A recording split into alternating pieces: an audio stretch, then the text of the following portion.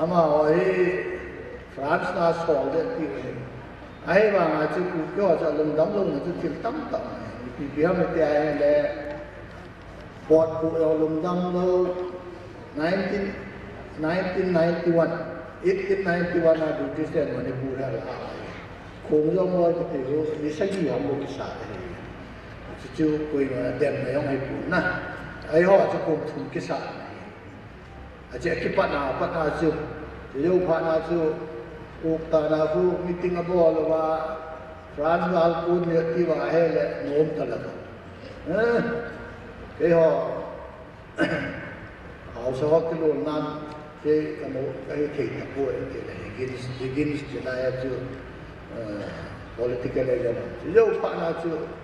lon pia lu khu ga tim ki ku na hele che ai chu yo di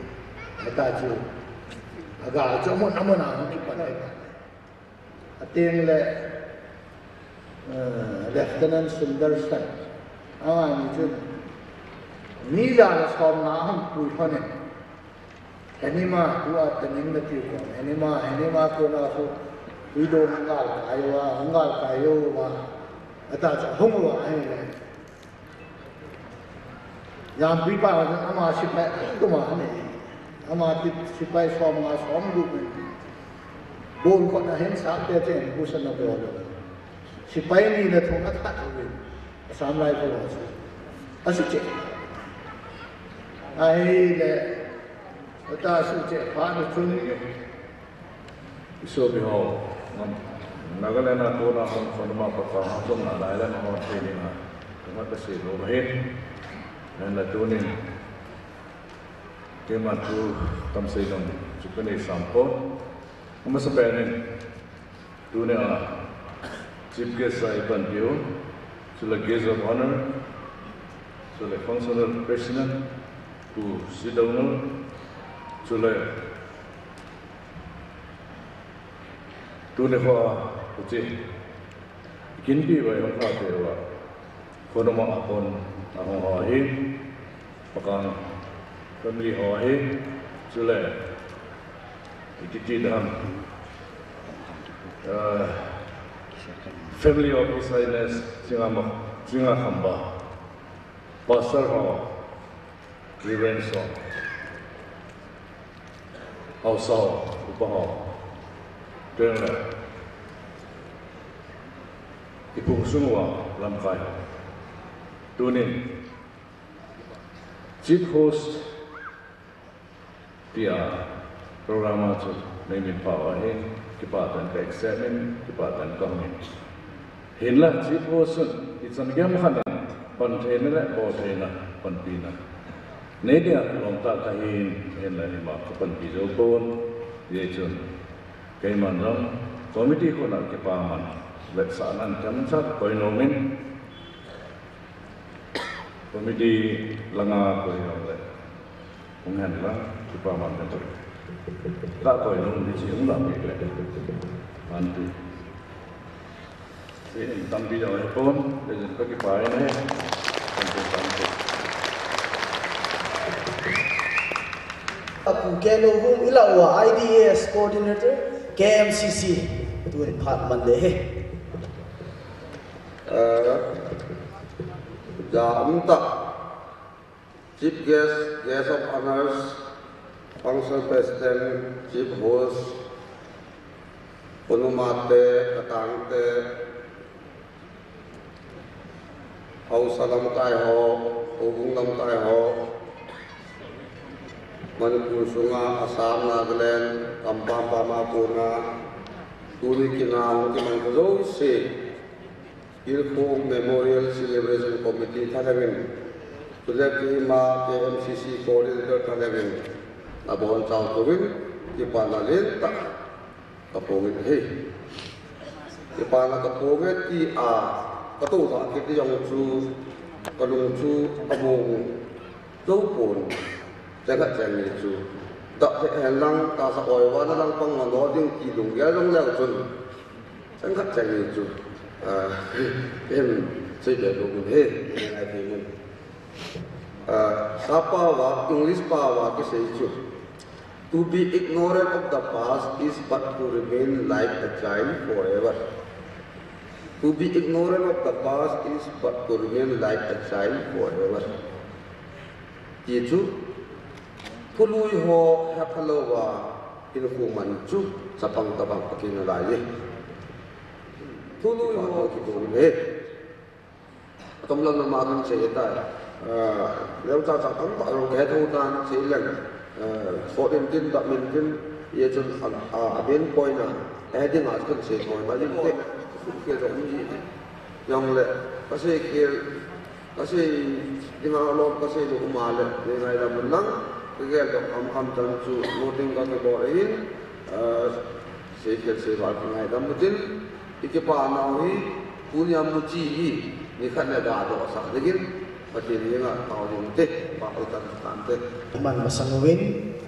gosen mo tingin po SK Health ang kakawin eh, habang lutsay le, tao naman lutay.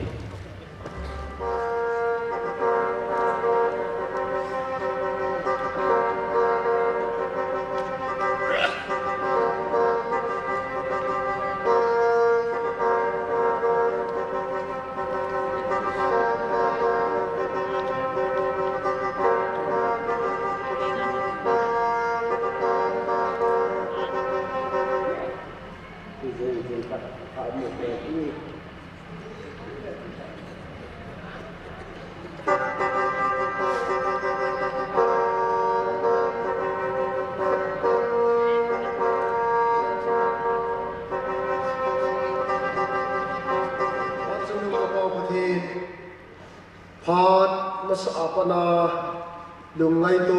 cutting le, hungki ke, thale zoom zoom le pai tam tak, inki pe tu. Unek mana sal le, anazam se aja dam thile le kipana ki Kilkhong na, hidingin pathine bodingin, kapakayu Yesus Kristanan katao hinahi.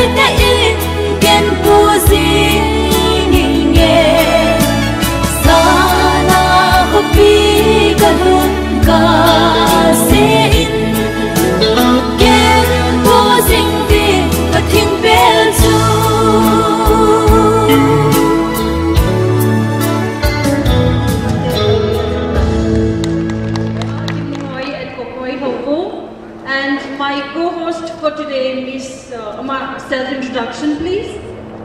Hello, everyone. Are we having a good time? I'm sorry. I'm hard of hearing. Are we having a good time? That's better. All right. So this afternoon we're gonna have fun, but I need you to also cooperate with us, right? Yeah, that's correct. Ngay lúc sáng về na ngay lúc hát chung sẽ na điểm sẽ có thể lần hát có dấu ấn mà khang hoa to sinh à chẳng trên thao thêm pin ngay san namin thang hoa của mình hát chung có cái substan na có mày amen. Tua hi welcome and keynote address hi bon dinga ken câu do nom hi pu tong len thovum Secretary General Siddha Youth Organization General Headquarters. Amasan KMCC second day cha. April hungawa. Second day ayong second season cha. April hungawa. Atong nung patin tamanan lang. Ani chan ngayon tuni second season na youth hall Siddha Youth Organization mo po na from man na diwa hulo se na bon sa kaya jud kay man kapag jud lang kan tumin lim na kan ni ama yung sulong seten penalties dawahin kung kaldo anong sulang untuk kita pamente ating le theology lang azong kiro si mong namta yung diwa hini it's jud sopi kay golun thong antiets Amazon hit uni penalties azawhin Amazon set yan lang ang kaldaw ko pa umunti. Ijinaba na chun dunia keset patini nga ihando video rebrand keset ko MTH pastor mo tung Baptist Church Amazon sila nga set yan ang kaldaw ko pa umunti. Amazon hi executive member Siddha Youth Organization hi inglet ku tanggamang hautum Amazon chu executive member Siddha Youth Organization hi chân cái cái collective họp phật thì bà vì này đi với ama họ vàng thun pi thì ngay ông chun pastor thằng cái sinh hoạt thì KMC ama thì cái team kia nên ama nó enok bewin lung set ten tu nama ông sẽ là người cái đó thì đâu có mình thế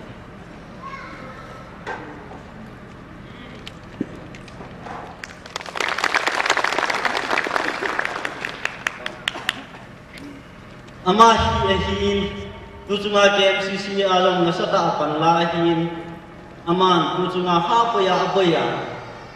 ijan ngam hana hung macha jolo ba tu sei ka ana sei to khat tunin kan sei to nong sibho te hin manufactured defect in ayule tin sei to ama yang jon ebet mo ke yu tan tin Jia jun tunin ke luhitin kici manufactured defect yang chu isim hoi di we pi de kan di Video album pakai kitan na volume 2 Miss Hanleki met Maggie to chicken swing native hitan to our cassette dedicating prayer Reverend K. Siklo to ma phan kilo tele pante pakai kitan na volume 2 di pungkisim cassette hi kema pakai hachapu Reverend Kupthang Siklohin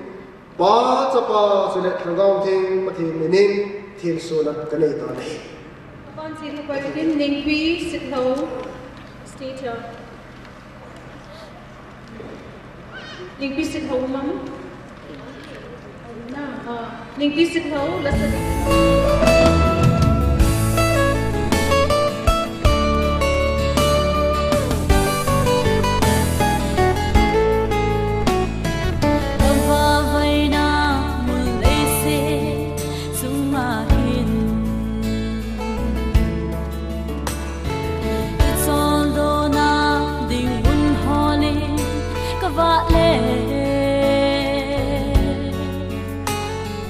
Hilla toldo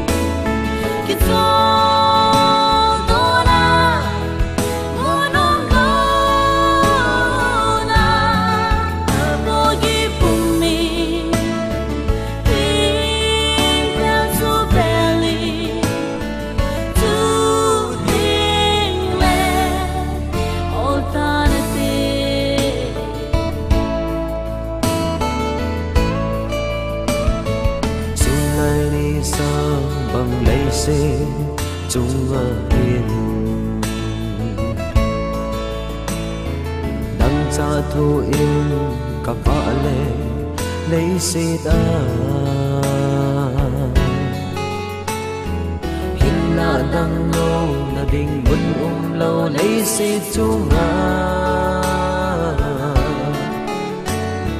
đang lâu là đình buồn lâu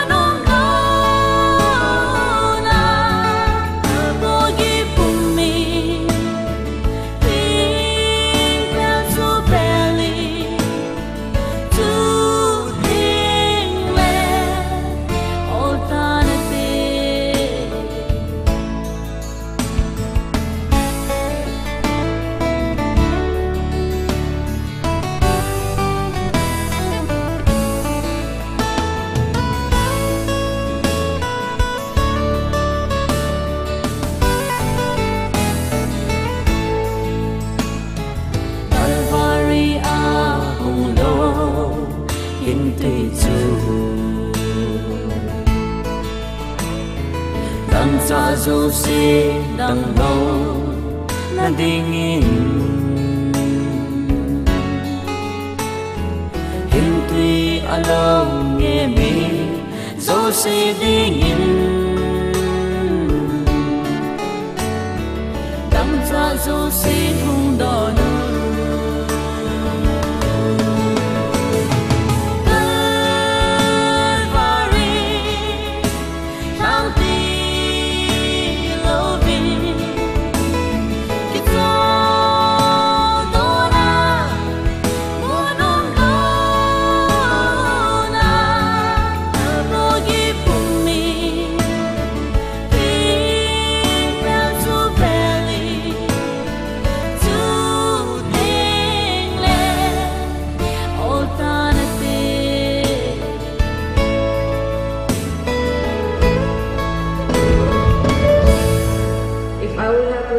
for more than 5 more minutes, I think I would have bought the CD from that. Anyway, did you have a good time? Did you enjoy the music? Yes. The song? What does it say about? Anyone? Is there anyone who can explain me the song? Anyone? Anyone? Anyone? No one? That's sad. Anyway, so let's move on. And since we are in the mood of a nice rhythmic flow in a tune with good lyrics, so let us call another singer. But again, she's not just another singer, she is the reason for why we are here. So let us call our main singer for this afternoon, Han Kim, also known as Maggie.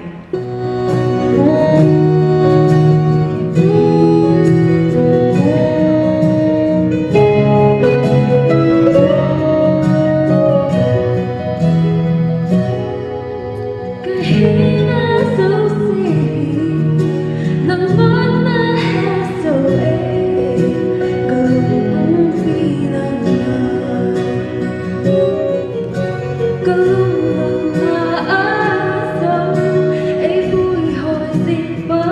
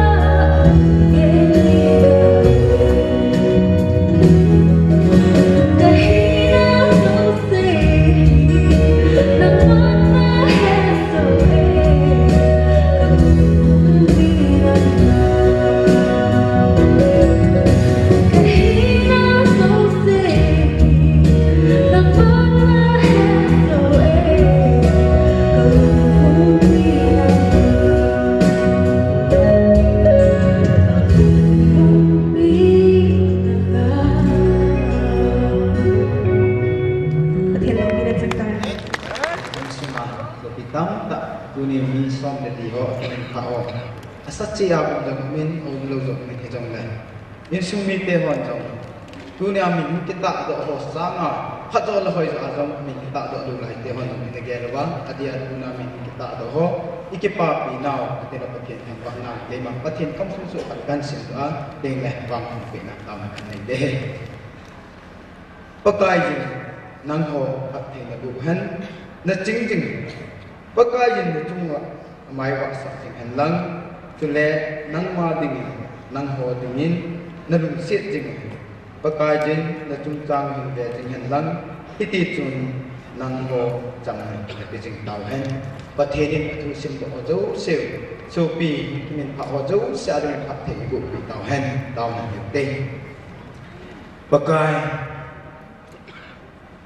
tu ni ko nang man ni ko hai ta nei pe bi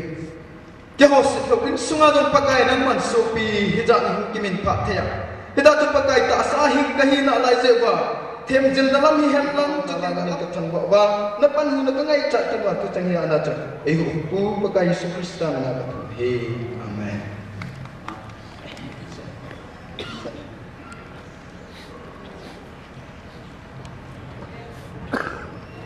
Kami Pak Pastor Tangkai Sitlo. I would like to call my elder sister, Pak Unu Esther Sitlo. She'll come here and she'll once again will present a beautiful song for all of us.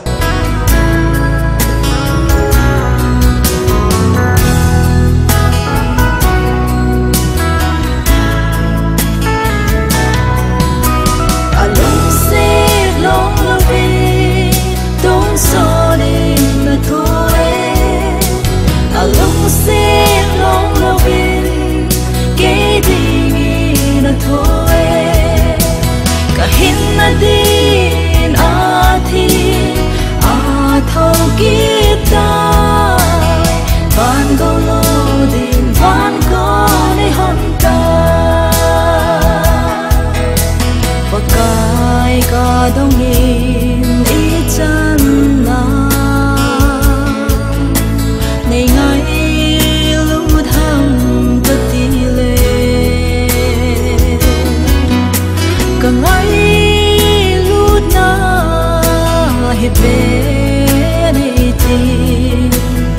cross to ma a hinna hada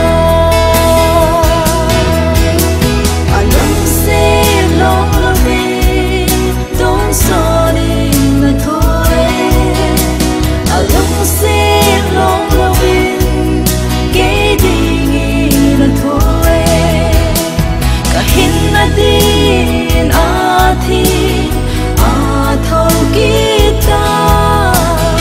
van go lo din van go ne honta mai dam ka chan na zo se ka chi le de vang hi lo lung se sao ve ka chan zal ho thi na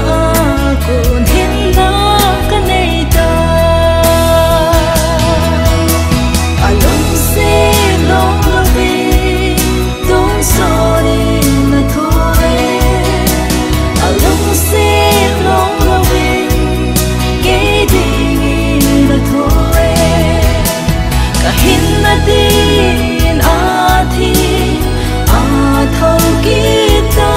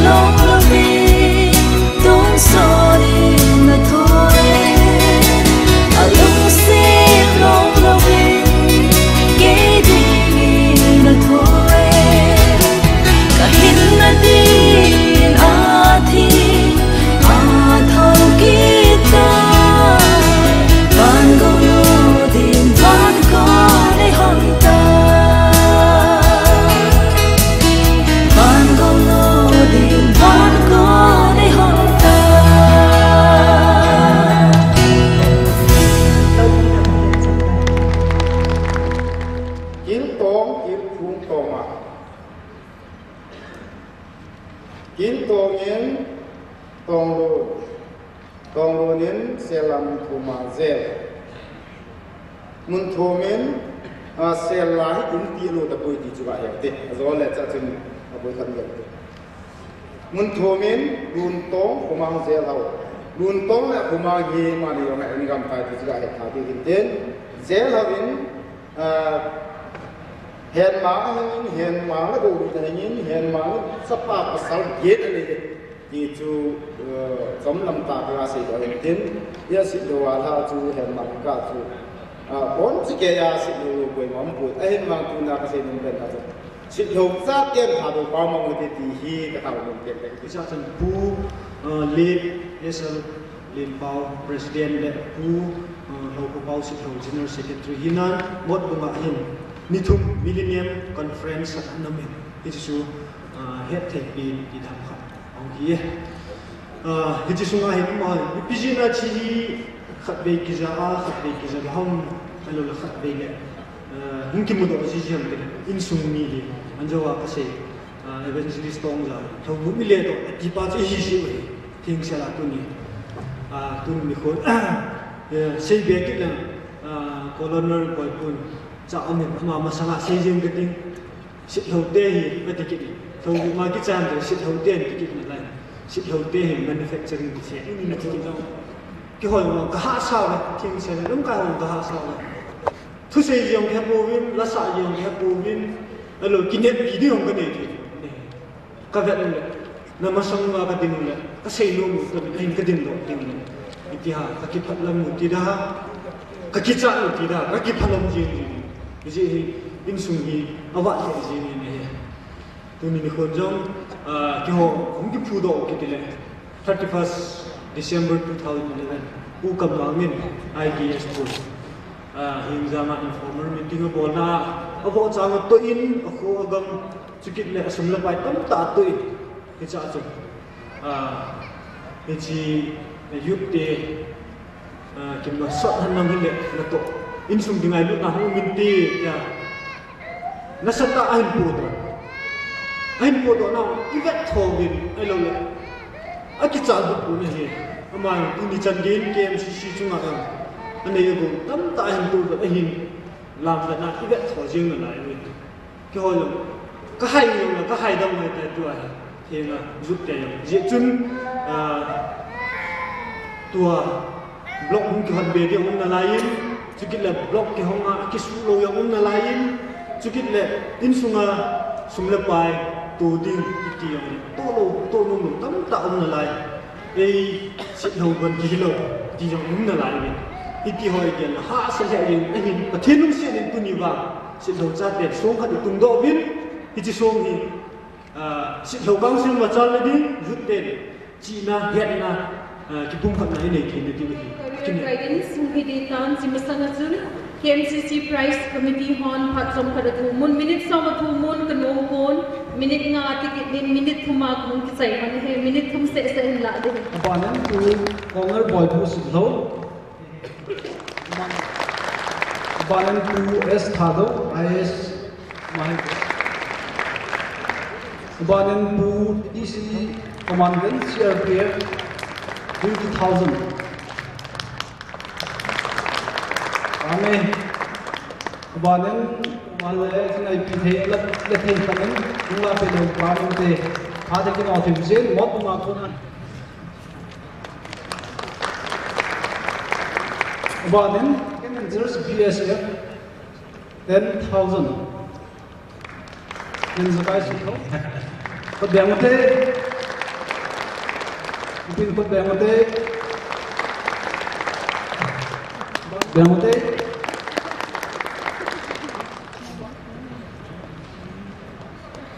Cô na rằng nghe được cha anh nghe thì huyễn trai ame ko damote la presentation thì về ame ko damote SYO Career Guidance Part Colonel Boy Pusitlo Game of Women Ideas agan na thay sa din part mo ning lope hantang ko ina form view Ipu President Paukusin, President Civil Council India. Yang le Common Board Pu, yang le Release Sky Pu, Ropi Mang Melan, Dr. Tangtinlan, yang le Helal, Sidlo, so President, yang le Sipira, kini Ipi tak, kini sumber ngahom det tak, ini seho, Mas Berin, mau angah, jangan sih ini Komjiin, abang jauh terang lupain, pada ini kata Allah dua sini kesini, hak nasu sebelum ke wilayah sini wilayah depan ani nasu education, ya kak kita lampak, dan ini sini tak punga sih, satan kioma, dan wak kaya sih juga ahin lah, langkah sih Isi di poin kan tak jom, ujung pengaitan, kodom nom boju, ingkol doa, lingba nam ban lo datang, ya cina, tu jadi tu kati, ya, somang tak ada, boleh kanti. Oh, sebelum ke adi hangta de, SYO de holo se, ipi ibol di dunia ko na wilayah ichi di wilayah ipa di ti chu chom chang la si kate ese chunga lampi ne lu chu run na ding ne lu chu ki bo wa thanga ki cha lo ki khang to lo ateng le lo ni na chu ndo hi lo target ka ini ya le chu ya bo do na eo ai khi đó lúc nó ở đâu có một ngày nó của xã này ở đó sao như thế này cái bộ lâu siêu imit leng le wa bộ về imit soi le wa bộ con cái tiêu tak sa cái số gì mà bộ về cái tiêu thil bay thil le tak thil topi tak bay na ki modi con cái số man happen di sa ko ki bộ na free tak ni thếนะTiada yang le, kamu tu orang ni kau internet orang kau bola, kamu tu beda kita baca macam tu kita tak gitu. Nah, ini base ni loh, cek. Atam tu ni bela Facebook online kita tak mati macam tu. Belum, kau pesan ni tak perlu lompat. I try to be online as much as possible. Time waste kau boleh. It's better to live 50 years with a crowded activity than living 100 years with full of dullness with no achievement. It is not counted in terms of years, it is counted in terms of contribution to the society. Tanta hina ito dong kelo, ngal ko chom lo, ngal ko chom lo, hi sang chun, hin ko chom cha hin le. Crowded hiện năng tiếp cận chương hiện năng tốc độ liên tạo tạo hình dòng nếu cha về mỹ thu bị lỗ luôn ý mà đi làm về cái độ sáng nó thay hẳn rồi hiện buồn nhưng hiện đối với bạn thì số cái sáng gần cái này cái cái gì gì thà đối sao bao thiết đầu tiên mình short speeds sẽ đi ngay cùng để thì chú short tại sao chú cái cái lúc sẽ tên tuần jump speed xong xin thì đây là cái chú sao bảo cái lúc đó không hiểu nữa nhưng jump trả xuống thì là short speed thì short chú thà đâu coi là short nè short thì bị xem cái mà jump speed cái gì đấy cái tiền hồ nó hồ lên đó xây dựng chú cái là cái lồng thì này chú Kamaya tu hoi ham ni hin atam zo hin pangen ke ham ni sang ni hin student ni mai ka na form cha hin ji chin akitil ho sai hin ke til ho ne chu ka se ne bon ai ba hoi khali ni ka se nom chei yam ti le tu chu na tilibol ho hi ka be nai le ki tayu ka san ai ti dia se ho tilbol ding na tupin ये चुके ही सिद्धोला हाथ कोर से शुरू कहीं अजी चिप गमती ले cho khảo trong cũng tê cái mình giảm phí tê cũng cho là nếu bên ba số em cái đi ba chung mà cái hồ cho là sạch hình chú cũng em cái cũng là cái núi là cái ba chân cũng mình sẽ sinh hoạt cái cái chen bị đâu hình cho sinh hoạt thì ta cái mình sẽ chú cái school như thế nào thì mình ya chú sinh hoạt mình cũng sẽ những cái phép này thì họ cho hai cái lần bây giờ sinh hoạt rồi cái công đúng mình bây giờ sinh hoạt mới mình phát đạt cái ਕੋਈ mình ये जो हुआ कि कॉम्यून से बिफाई नेम की कॉमिंग के बेन कैसे भी के संगल में है तेंगले सिपाही का पान मंचून सिपाही लाभो ऑफिसर वाले भी नॉइज मिन साहे के आके टाइम लेट ना सागर सिपाही की तेरे कच्चे नलम में जो सिपाही का तेरे असे थे कोविन अबानिन पंजाबियों ना जो के सिद्धू सिद्धू कैसे सिद्धू सिंह सिद्धू सिंह आज सब ताकत में है ये जो इसी साल में ही लोग वास मेरे को जी हुआ ना ऐसे वो सही थे लोग भाई बांग चुन सिलोंगा पोस्टिंग चुन कभी नाय ले सिद्धू वाला सौ सवन क्योंकि कहते फैमिली टाइटल ले कभी ना सिद्धू ओम ही ये बांग तो किताई बांग लेकिन ये यों कसान सिपाहीไม่ยอมคุณอัตโตให้พิจารณาอัตโตเอาไว้เลยอาบุน่าก็บ่อยเหตุอย่างนั้นนะถ้ามาประเทศนี้นะเบลสติ้งจะสิపాయిนะพอขัดจูประเทศนี้เบลสติ้งจะออฟฟิศอะไรดูนะจะจูมีอุตสาหประเทศนี้เอกุนดันมาให้มีเหมาคิวเปียนะอีโตที่เราจูขัดตัวสุดแก่ที่จะมันก็มาเจโจให้เราแล้วจูสิบหกเบที่สิบหกเบที่เจ้าเลยบางนักจ้างที่มาหินกันจริงว่าเราก็มาจุดตรงต่างเลยมีตั้งก็มาได้เจ้ารู้อยู่เลย